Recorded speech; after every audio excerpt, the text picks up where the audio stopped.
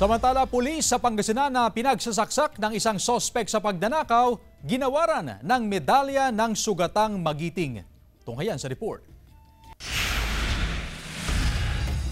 Pinarangalan ang isang pulis Pangasinan dahil sa kanyang dedikasyon sa tungkulin sa pagpapatupad ng batas. Iginawad mismo ni Police Regional Office 1 Director Brigadier General Lou Evangelista ang medalya ng sugatang magiting sa bayaning pulis na si Master Sergeant Heribert Plares, miyembro ng Binalonan Police Station. Nagpapagaling sa ospital si Plares matapos siyang saksakin ng hinabol na sospek sa narespondehang insidente ng pagnanakaw sa isang tindahan sa bayan. Bilang depensa sa sarili, nabaril at napatay ang sospek. Ang pambansang pagkilalang ito ay iginagawad sa mga uniform personnel na nagtamo ng sugat habang ginagampanan ang kanilang tungkulin na nagpapatunay ng kanilang katapangan at dedikasyon. Ang medalya ay sumisimbolo ng pagiging hindi makasarili at kagitingan sa pagbibigay ng seguridad sa komunidad. Saludo ang buong hari ng kapulisan sa ipinakitang sakripisyo ni Plares. Nagbigay tayo ng yung pagmamalasakit sa ating mga personnel na gumagawa ng mga mabubuting bagay para naman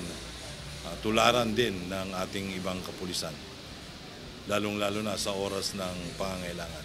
Samantala, tiniyak ng Pangasinan Police Provincial Office na mananatiling matatag o matibay sa kanilang misyon na panatilihin ang peace and order sa lalawigan. Hinimok ni Provincial Director Police Colonel Rolifer Capocchian ang publiko na maging maingat at aktibong makiisa sa pagpapanatili ng kaligtasan at seguridad sa buong Pangasinan. Kasama si Ron Tanyedo, CJ Torida, One North, Central Luzon.